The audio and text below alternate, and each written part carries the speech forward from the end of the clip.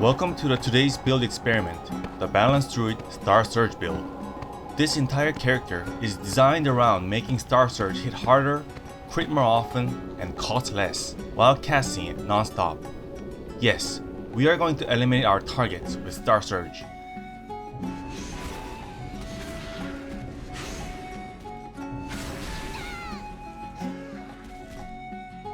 Now at first glance, you might be thinking, wait, with a Starsurge this weak, wouldn't I need to cast it 100 times to kill anything?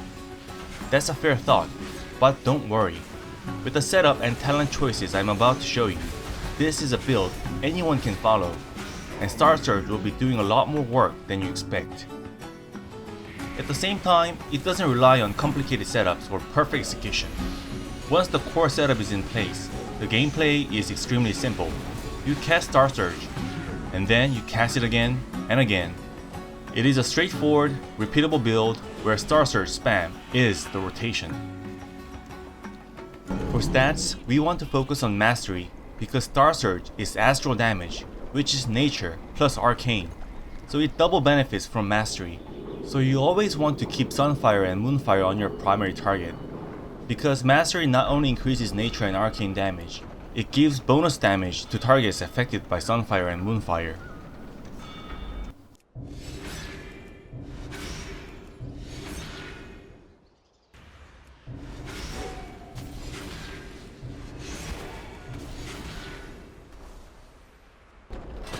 Second, the talent setting. The Starlight Conduit gives us a flat 5% increase to Starsurge damage. The power of Goldrin adds additional damage on top of Starsurge.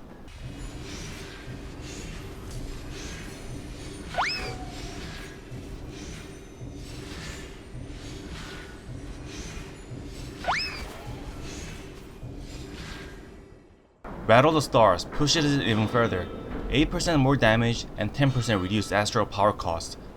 Then we add the Moonkin Aura, the PvP talent, a total of 6% extra crit chance for all spells. On its own that's strong, but it becomes even better when it synergies with Astronomical Impact. I mentioned earlier that mastery is important, and you can push it even further through talents. By taking Lycara's teaching, you gain additional mastery while in Moonkin form, giving Starsurge even more scaling and consistency. There's one more critical thing we need to talk about, the eclipse. Even outside of this specific build, a balanced druid absolutely needs to understand how eclipse works.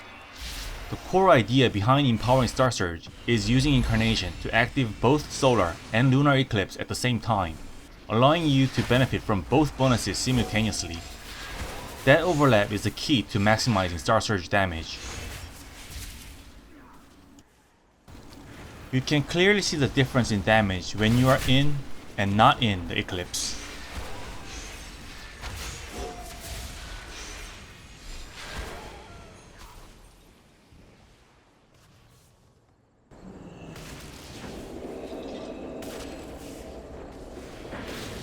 However, as you can see, there is a limit to spamming Starsurge, and that limit is astral power.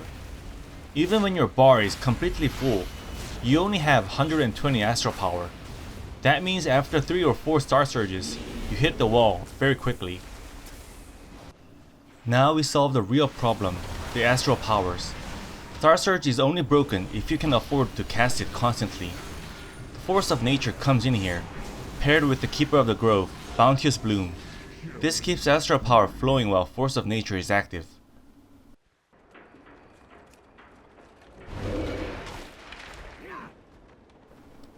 On top of that, we bring Fury of Elune. This spell isn't just damage, it's a sustained astral power generator. Once it's active, it feels like you are being paid astral power over time. This is a battery that keeps the machine running. So here's how it goes. Start with Moonfire and Sunfire, cast Force of Nature, Fury of Elune, then hit Incarnation and spam Starsurge until the target is dead.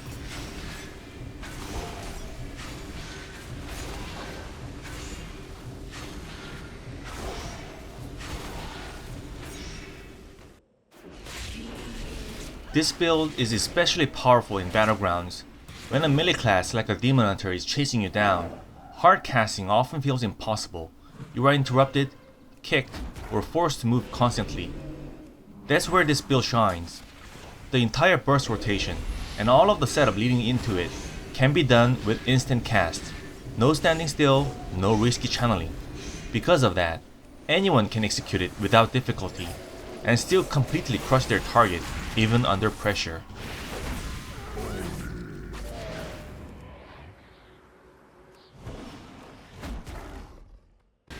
Even in chaotic fights, as long as you stay calm and choose your target correctly, all you need to do is apply Moonfire and Sunfire. Once those are on, you can start your burst at any moment. Since all of this damage is magical, it isn't affected by enemy armor. That means your damage remains consistent, even against heavily armored classes like warriors or red pals. If you're being tired of being chased down by hunters, this is the build you've been looking for. This is your revenge. Trust me, hunters hate this combo more than anything. This build is just as threatening to enemies at long range as it is to those right on top of you. Because of that, you don't need to constantly worry about spacing or distance management. No careful range calculations. You simply spam Starsurge and let the build do the work. This might sound obvious, but this is a single target focused build, so it performs best in smaller battlegrounds. Maps like Warsong Gulch or Twin Peaks are where it really shines, where picking one target and deleting them can decide a fight. On the other hand, in epic battlegrounds, where the outcome is decided by large-scale AoE pressure, this build isn't something I would recommend. Today's build isn't about melting large group of enemies with AoE. This is a build designed to end one sworn enemy, no matter what. Single target, no escape. So in dungeons or delves where a lot of mobs appear, yeah, just handle those with Starfall. Druids are naturally sturdy and have strong self-healing, which already makes them very effective in solo contents like delves. This build is no exception. The difference is where it truly excels. Against a small number of powerful enemies, elites or bosses, this build really shows its value, delivering focused damage where it matters most. The cooldowns are relatively short as well. Incarnation comes with 2 charge, so when you line it up with Force of Nature, the full combo is almost always available. In practice, that means you can use this entire setup about once every minute. In regular battlegrounds, just following this game plan alone is more than enough to pull your weight. I can confidently say that. That said, Blitz is a slightly different story. Let's take a look at high-rated Blitz gameplay, around 2600 MMR. At that level, every player knows what they're doing, and fights rarely end quickly or cleanly. There are still plenty of small-scale skirmishes in Blitz, so this build remains viable. However, unlike standard battlegrounds, Blitz isn't usually about overpowering enemies purely through damage. Instead, the focus shifts towards smart positioning, creating numerical advantages, and securing objectives through crowd control. Especially in Blitz, flag can be captured in just 3 seconds. That means well-timed cyclones alone, without even killing anyone, can be enough to take control of the battleground. Because druids can open from stealth, they have an incredible advantage in these fights. In this situation, for example, if the paladin hadn't had bubble available, it would have lost the base right in front of his eyes.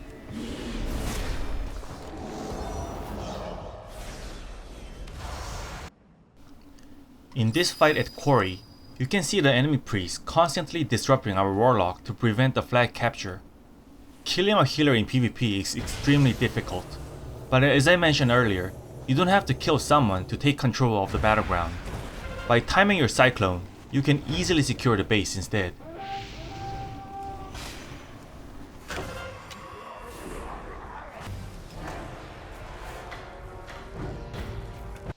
Even a sweatier arena environment isn't a problem. This is around 2000 MMR range, and honestly, I barely play arena, so I'm not entirely sure why I was placed this high from the start. Maybe it's because of my blitz record, who knows. Anyway, in solo shuffle, you play a total of 6 rounds, and your teammates change every round. Because of that, the format is relatively fair over time. As I mentioned earlier, this combo is usually available once every minute. So if the opportunity looks right at the very start of the round, I am going to use the first combo immediately. Of course, the enemy will respond. They will trade defensive cooldowns, pop survivability, do what they need to do. But here's the key difference. Most defensive cooldowns in PvP are on 2 to 3 minute timers. My combo, 1 minute. PvP is often compared to a card game, where both sides trade cooldowns back and forth. And in that cooldown trading game, this build holds a massive advantage.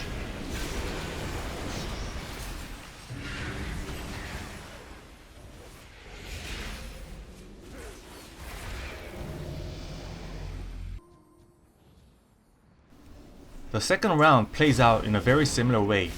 Most of the time, the enemy team tries to focus me down.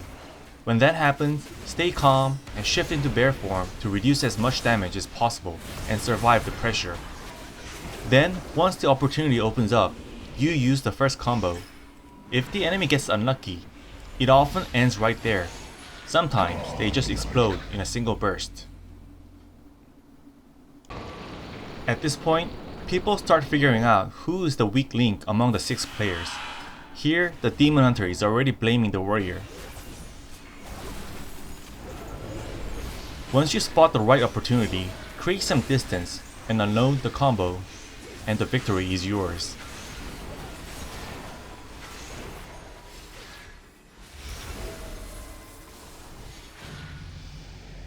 Wicked sick. When you break it down, PvP is really just a loop of this. Someone gets blamed. When the pressure is on, you play defensively.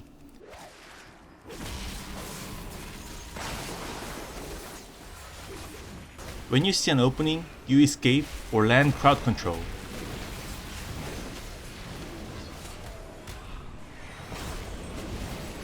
And when the advantage is yours, you press your offensive cooldowns. There is nothing especially complicated about it, especially when you're playing a build like this. Wicked sick. No matter how aggressively the enemy pushes, all you need to do is keep a clear head. Check that Moonfire and Sunfire are on the target. Then, use the combo. Repeat that, and nothing more. To wrap things up, the Starsurge build is extremely powerful in 1v1s, boss fight, and small skirmishes, but not so much in epic battlegrounds. I can't wait to see how this build evolves in the Midnight expansion, and I will be back with more builds.